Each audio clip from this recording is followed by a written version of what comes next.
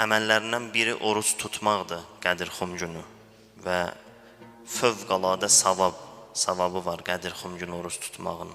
Yazırlar hədislərimizdə ki, 60 ilin günahlarının kəffarəsinə bərabərdir.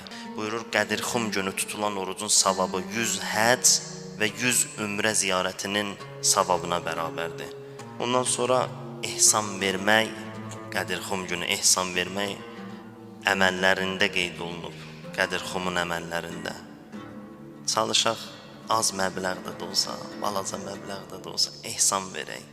Qoy Həzrət Əlinin vilayətinin elan olunduğu gün bir bayram ruhiyyəsi olsun. Qoy insanlar soruşsun, bu ehsan nə üçündür? Deyəsən, bugün Qədirxum bayramıdır. Qoy Əlinin bayramını qeyd eləyənlər çoxalsınlar. Və bir əməli də deyirlər, sədəqə verməkdir. Qədirxum günü sədəqə vermək çox fəziləti var. Yəni, niyə fəziləti var? Əlaqəsi var Həzrət Əli ilə. Əli o şəxsiyyətdir ki, günü, gecələri yetimlərin yanında keçib, fəqirlərin yanında keçib. Elə bir gecə olmayıb ki, Həzrət Əli əleyhissalam fəqirin qapısını döyməsin, fəqirin evinə nəsə bir pay aparmasın, fəqiri unutsun.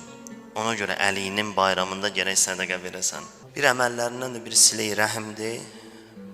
Qohumu, əqrabanı, valideyni başa çıxmaq, ziyarət eləmək. Sonra bir əməli çoxlu salavat zikr eləməkdir. Həmin günü salavat çox zikr eləyəsən və Əmin Allah ziyarətnaməsi ki, dua kitablarında var. Böyük ziyarətnamədə deyil, qısadır.